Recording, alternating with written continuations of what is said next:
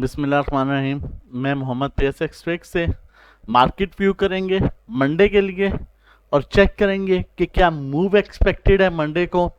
हमारे इन्वेस्टर्स जो हैं, जो इंस्टीट्यूशंस हैं, उन्होंने क्या बाइंग सेलिंग की, किन सेक्टर में बाइंग सेलिंग की। उसके बाद फाइनली चार्ट पर जाएंगे और देखेंगे टेक्निकल बेसिस पर कि मार्केट नेक्स्ट क्या मूव जो है वो दे रही है।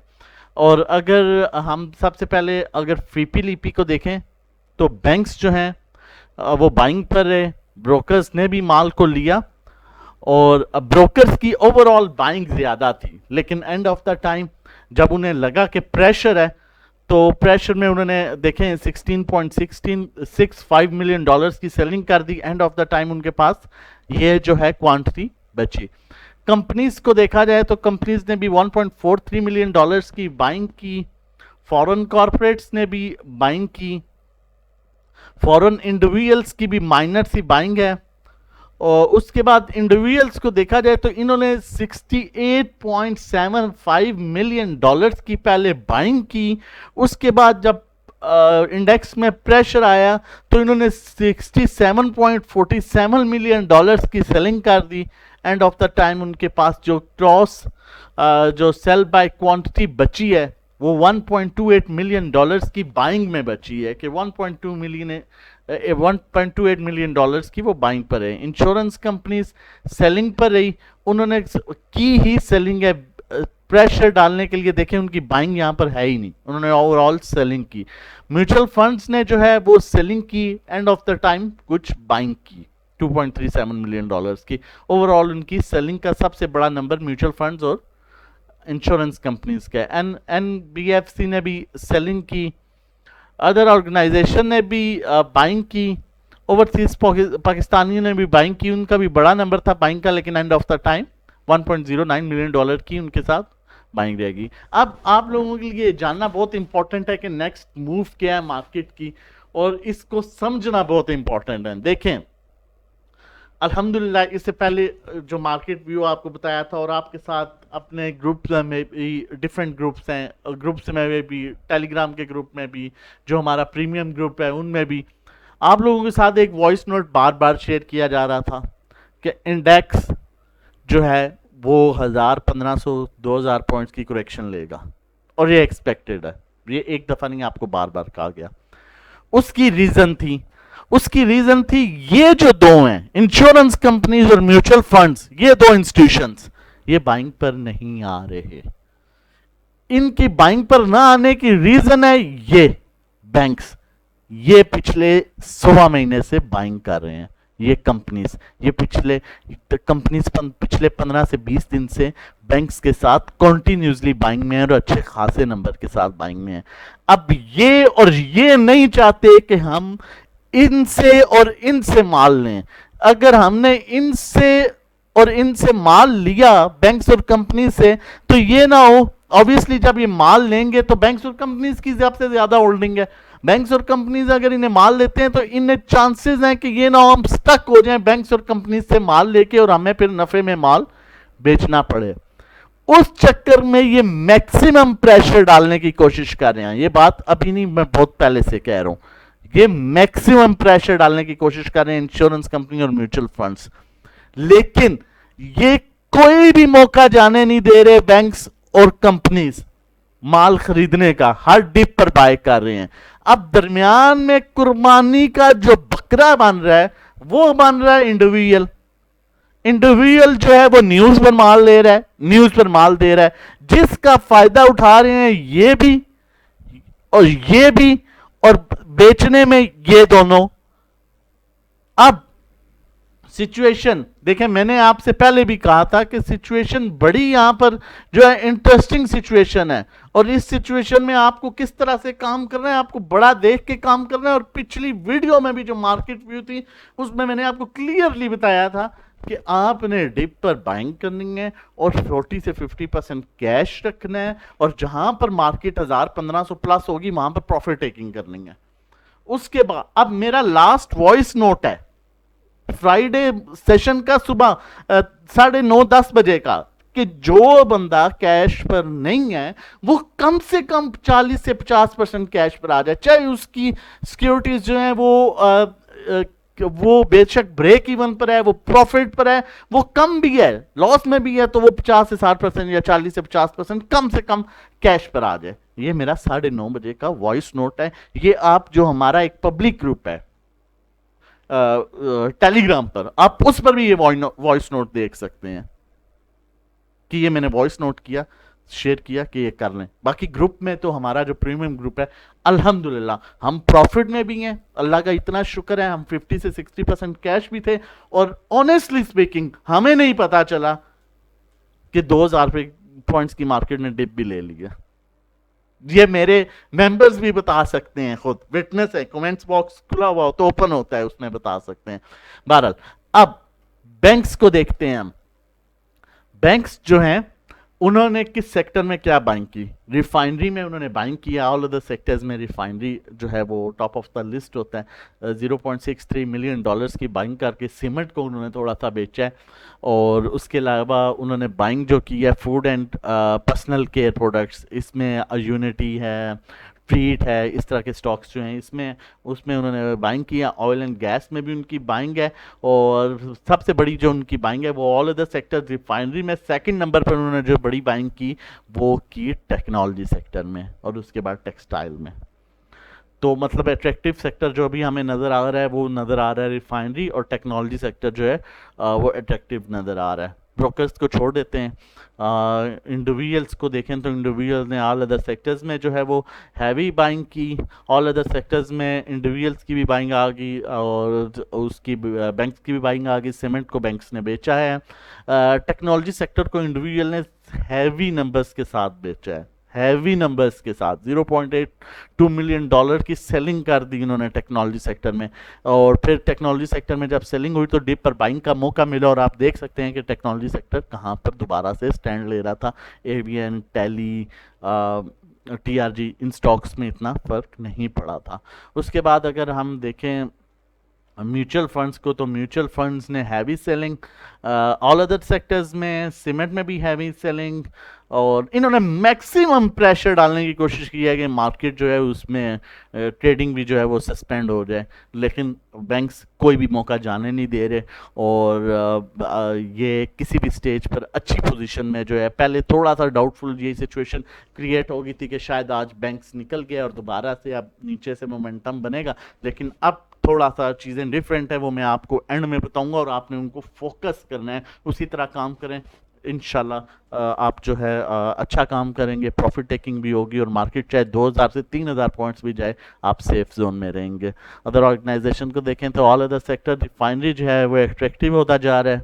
उसके बाद जो है उन्होंने सेलिंग की टेक्नोलॉजी। अब टेक्नोलॉजी में जो बाइंग है वो बैंक्स की है, बाकी जो है टेक्नोलॉजी में सेलिंग पर हैं कुछ इंस्टीट्यूशंस, और रिफाइनरी जो है वो ज़्यादा एट्रैक्टिव होता जा रहा है। लेकिन टेक्नोलॉजी सेक्टर में एक और भी प्लस पॉइंट है कि उनमें जो है टैक्स जितने भी सेक्टर्स में लगा है उसमें जो है टेक्नोलॉजी सेक्टर नहीं है, और फूड सेक्टर भी नहीं है, तो ये अट्रैक्टिव हो सकते हैं मज़ीद।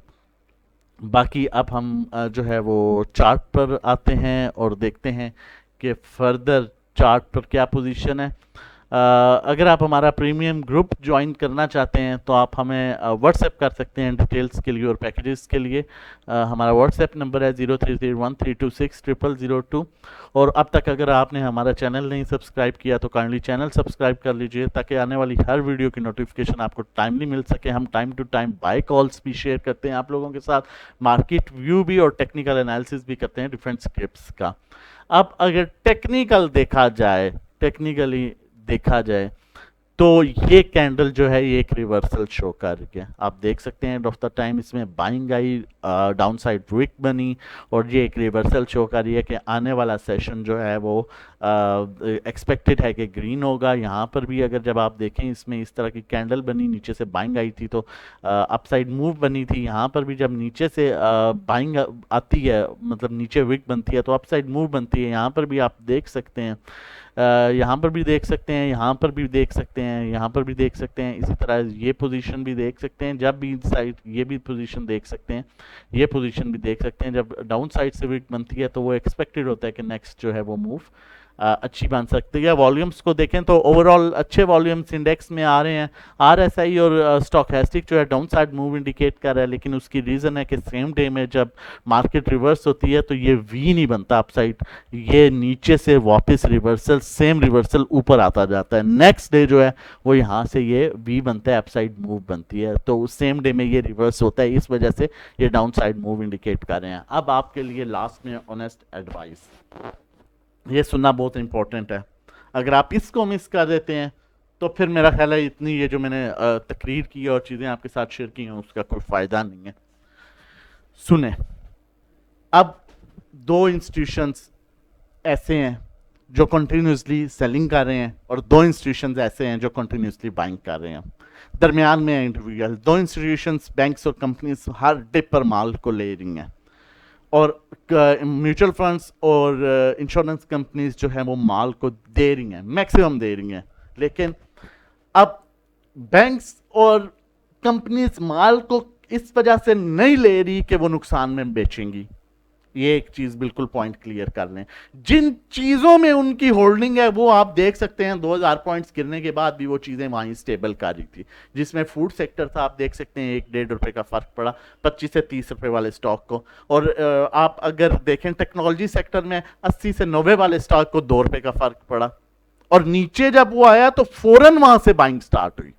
अब जैसे ही हमारा भी यही सीन था, जब हमारे ग्रुप में हम 60-70% कैश पर आ गए, और सेकंड सेशन में हमने एक चीज मेंशन की कि जैसे ही सेशन स्टार्ट होगा इन स्टॉक्स को ले लीजिएगा, और वो रेट्स दोबारा नहीं आए। वो आप भी विटनेस है, वो रेट्स दोबारा नहीं आए।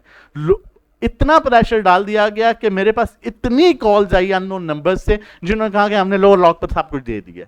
भाई, जो जहां पर नहीं देने का टाइम वहां पर दे दिया, जहां पर देने का टाइम होता है वहां पर आप और ले लेते हैं।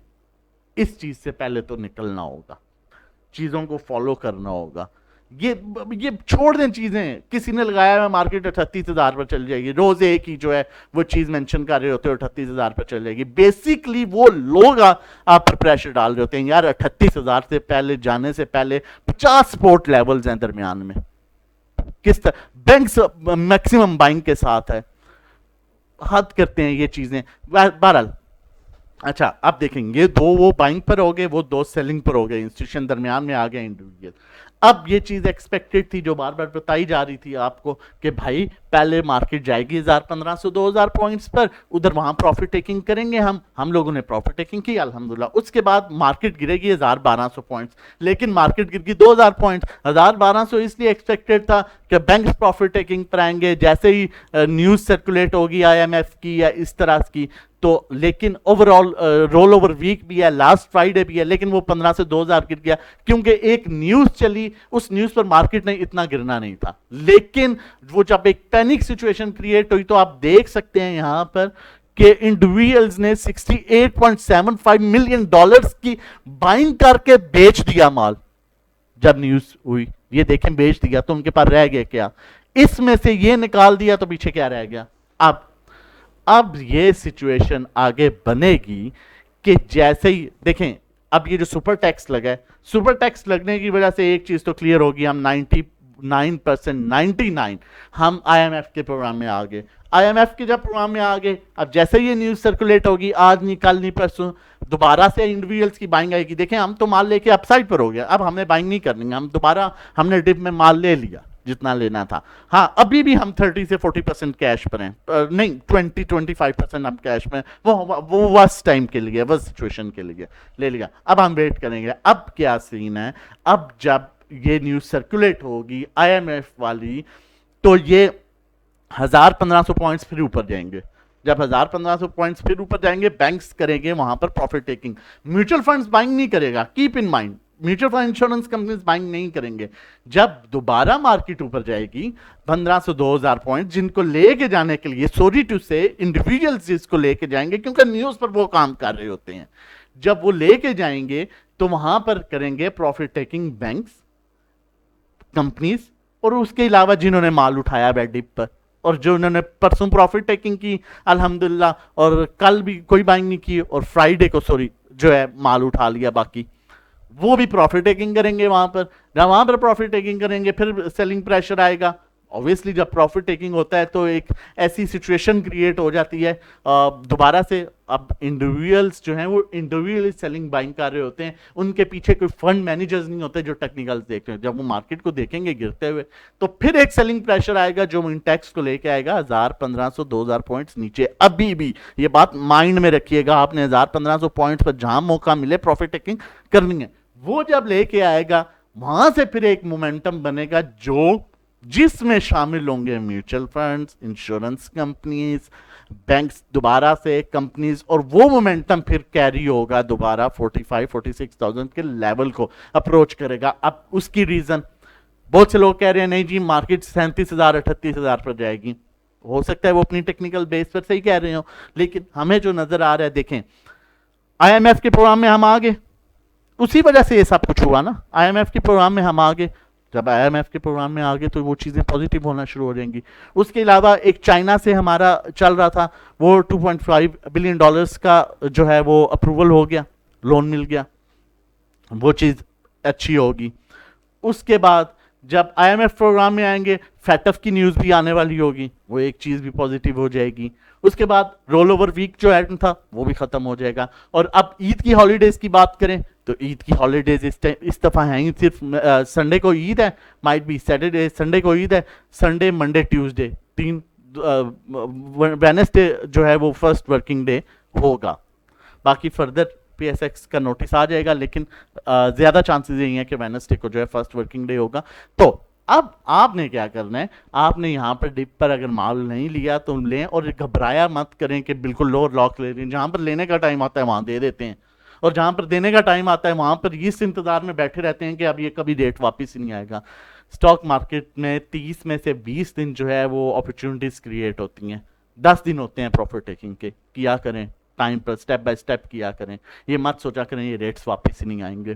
अच्छा, अब आपने क्या करना है, अब आपने ये करना है कि अगर कुछ 25 से 30% तो कैश रखनी ही रखनी है, उसके अलावा थोड़ी सी बाइंग करें, होल्ड करें। मार्केट में जैसे न्यूज़ सर्कुलेट होगी उसका फ़ायदा उठाइएगा, प्रॉफिट टेकिंग कीजिएगा। मार्केट फिर 1000-1500 पॉइंट्स नीचे गिरेगी, उसमें फिर सारे जो हैं या म्यूचुअल फंड्स, कंपनीज, ये सब चलेंगे, क्योंकि म्यूचुअल फंड्स, इंश्योरेंस कंपनीज कभी भी बैंक से माल नहीं लेंगे, ये बात याद रखिएगा। और कंपनी से, क्योंकि उन्हें पता है हमने इनसे माल ले लिया, ये बहुत बुरा स्टक कर देंगे हमें, जब तक दोबारा नीचे मार्केट नहीं गिरे फिर वो बेचना शुरू करेंगे, और जब तक मार्केट को नीचे नहीं गिरेगी तब तक वो माल लेंगे नहीं। तो ये बड़ी एक डिफिकल्ट सी सिचुएशन क्रिएट हुई है, आपने बहुत संभल के यहाँ पर चलना है। और मज़ीद भी इस तरह की वीडियोज़ लेके आते रहेंगे। आप लोगों के लिए अपना और अपनी फैमिली का ख्याल रखिएगा। अल्लाह हाफ़िज़।